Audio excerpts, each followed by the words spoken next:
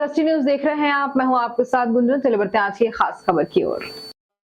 कारणों से पुजाती है, पहचानी जाती है। सबसे पहले ददुराव के डॉक्टर हनुमान जी, बाप रे, हनुमान जी डॉक्टर बने तो इससे अच्छा क्या इलाज हो सकता है। लेकिन ददुराव का जो अब कीर्ति प्रसिद्धि है, बोलो हनुमान जी महाराज की। हर युग में जो अजर अमर है, जिनकी कृपा हम सब पे सदैव रहती है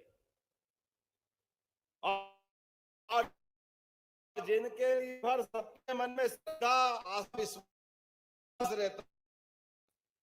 और मैं महाकाल की नगरी से आता हूं, बोले जय श्री महाकाल। और फिर महादेव का नाम वनखंडेश्वर हो तो उनका भी जयकारा तो बनता है ना। बोले वनखंडेश्वर महादेव की। जिस भिंड की धरती पर काल के प्रवाह में, अतीत के काल में बीहड़, डकैत, गुंडागर्दी, पता नहीं किस किस कारण से हमारे क्षेत्र का, पता नहीं क्यों वो काला समय था कि एक पहचान बनी हुई थी।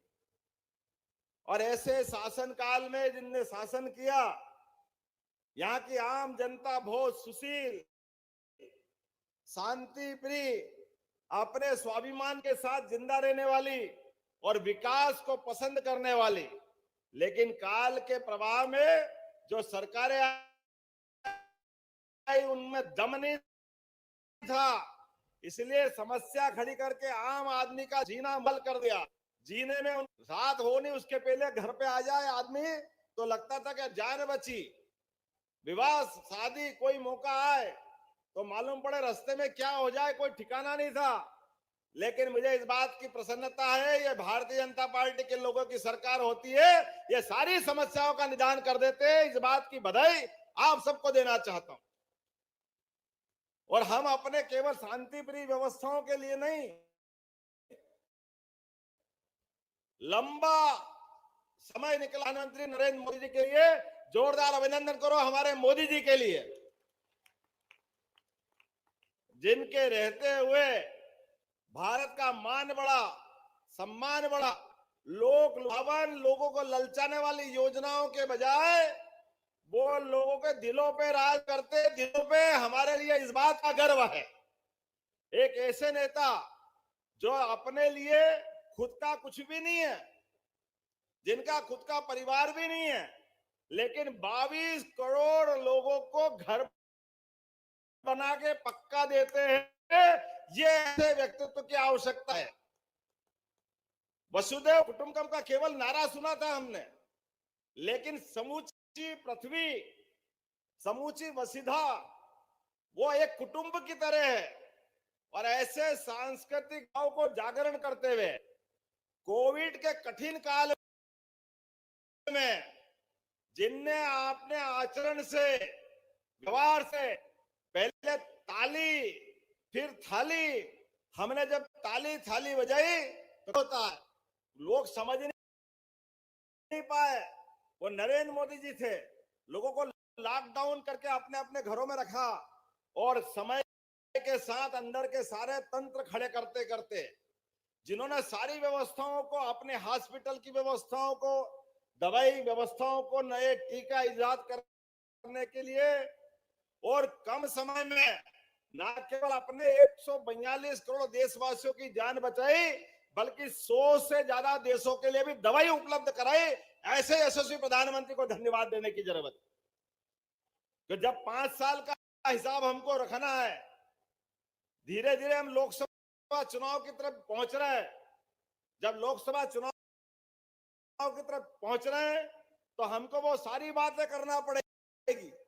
लोकतंत्र के अंदर सबसे ताकत अगर किसी के पास है, वो जनता के पास है। और जनता की ताकत को एहसास करा करके दुनिया का सबसे बड़ा लोकतंत्र स्थापित करने का काम किसने किया है?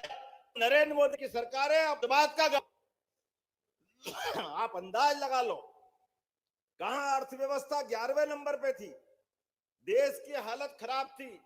मनमोहन सिंह जी तो बहुत होशियार थे, वित्त मंत्री थे, पता नहीं कितने गुण उनके पास थे, लेकिन उनको एक गुण मालूम नहीं था ये गरीब आदमी भी बगैर पैसे के बैंक में खाता खोल ले, ये नरेंद्र मोदी जी के माध्यम से हुआ।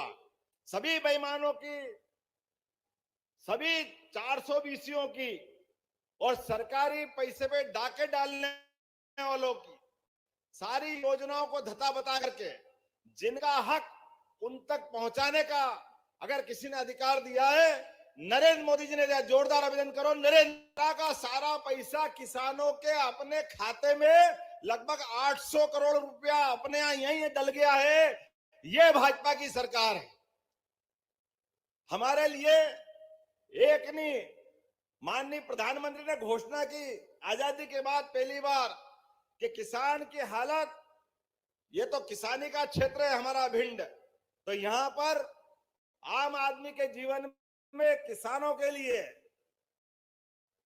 अगर 2 दो तो गलत क्या है, तो 6,000 रुपया माननीय मोदी जी का और 6,000 अपनी माननीय पुरानी शिवराज सिंह जी चौहान की सरकार की योजना का जोरदार अभिनंदन करो। वो पैसा भी आपके खाते में डाल दिया गया है।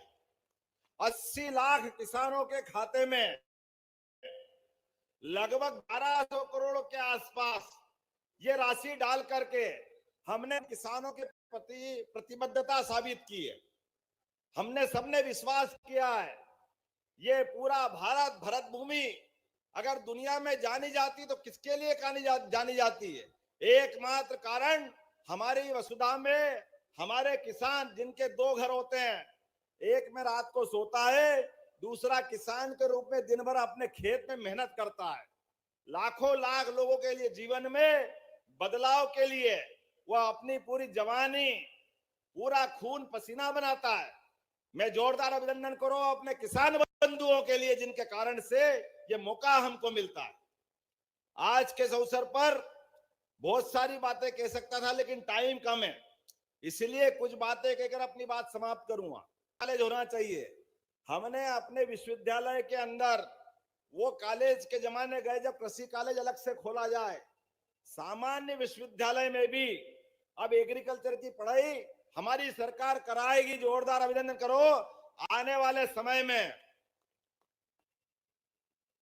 भिंड में कृषि के बच्चों को बाहर जाके पढ़ने की जरूरत नहीं, इसी कॉलेज में एग्रीकल्चर का सब्जेक्ट खोला जाएगा, यहां के बच्चे यही पढ़ेंगे।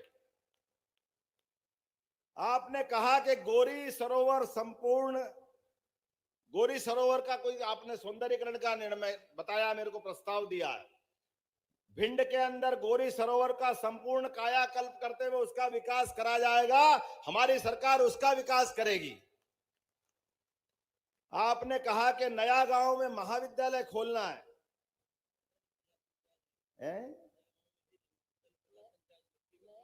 50 पंचायत लगती है, कॉलेज खोलना है। मैं परीक्षण करा करके वहां कॉलेज घोषणा करता हूं कि वहां भी कॉलेज खोला जाएगा, हमारे बच्चे पढ़ने जाए। क्यों स्कूल कॉलेज के लिए बच्चों को मौका नहीं मिलना चाहिए? ये बदलते दौर की सरकार है।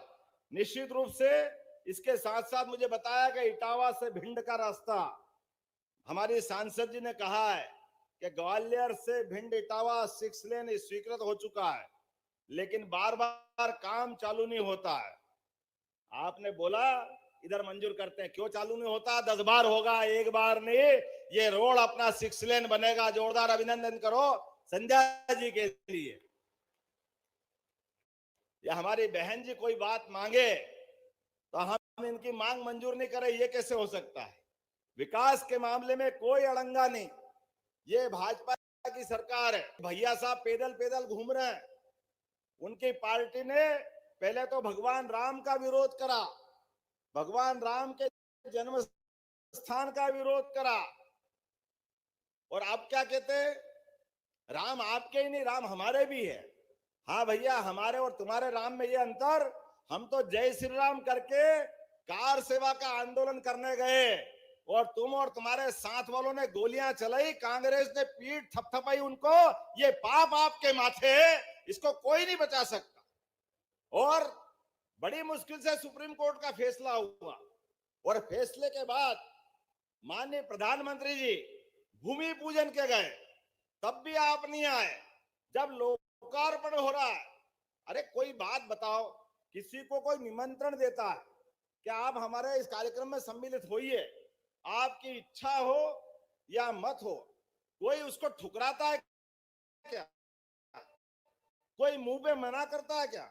लेकिन ये कांग्रेस के बेशरम लोग, जिनने इतने बड़े हिंदू समाज की भावना का, और केवल हिंदू नहीं, मैं बधाई देना चाहूंगा, भगवान राम के मंदिर का शिलान्यास हुआ, लोकार्पण हुआ, क्या हिंदू, क्या मुसलमान, क्या ईसाई और कोई समाज, पूरा देश एकजुटता के साथ खड़ा रहा।